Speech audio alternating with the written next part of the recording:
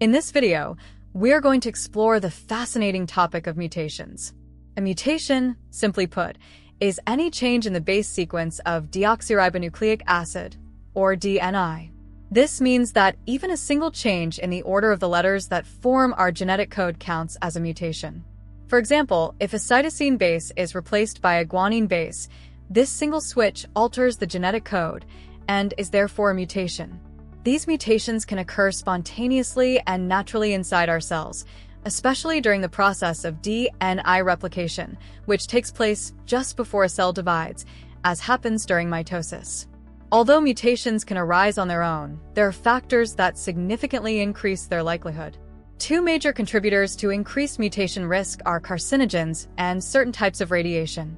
Carcinogens are harmful chemicals, such as those found in cigarette smoke or industrial pollutants, while radiation includes high-energy sources like X-rays or gamma rays.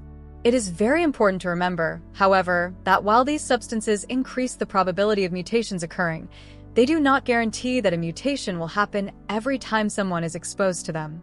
To understand how mutations impact the human body, it helps to briefly review how DNI codes for proteins.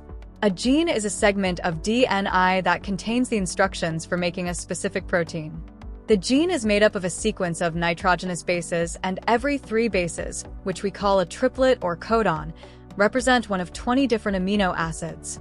For instance, a codon like adenine, cytosine might code for amino acid number 7, while a different codon such as cytosine, thymine, adenine could code for amino acid number 18. The complete chain of amino acids produced from a sequence of codons will then fold into a unique 3-dimensional shape to form a functioning protein. However, if even a single base in that sequence is altered due to a mutation, for instance a guanine changing to a thymine, the resulting codon may now code for a different amino acid.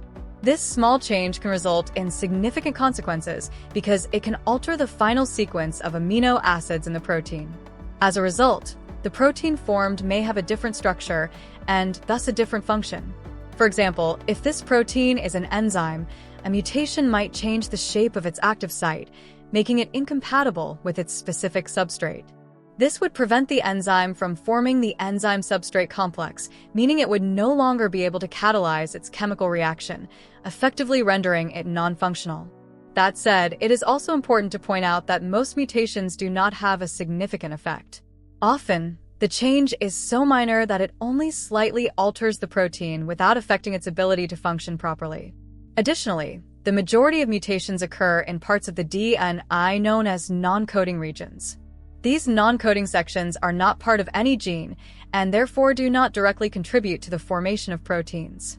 Although much of this non-coding DNI appears to have no function, scientists have discovered that some parts play a crucial role in regulating gene expression, which determines whether certain genes are turned on or off.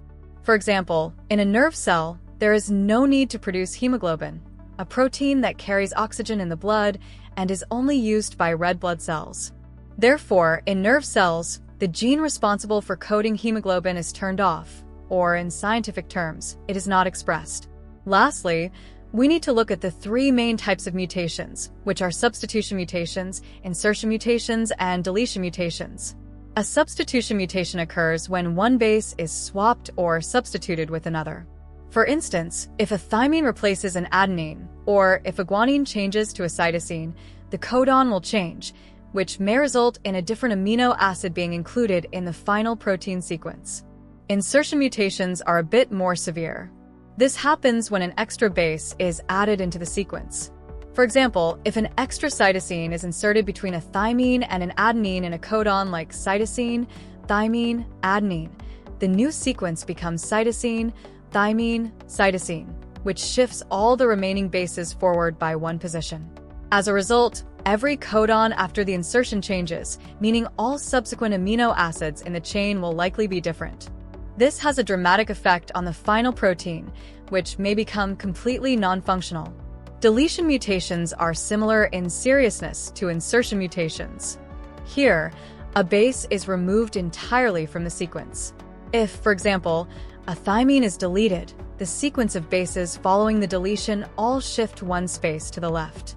This shifts the reading frame and changes all the downstream codons, once again potentially resulting in a drastically altered and dysfunctional protein. These types of mutations, especially insertions and deletions, are often more disruptive than simple substitutions. Overall, mutations are a natural part of biology, and while many are harmless, some can have serious consequences depending on where they occur and how they affect the structure and function of proteins. Understanding them helps us better appreciate genetic diseases, evolution, and even cancer development.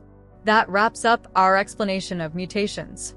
We hope this video helped clarify the topic and made it easier to understand. If it was useful, please consider giving it a like and subscribing, and we will see you again in another video.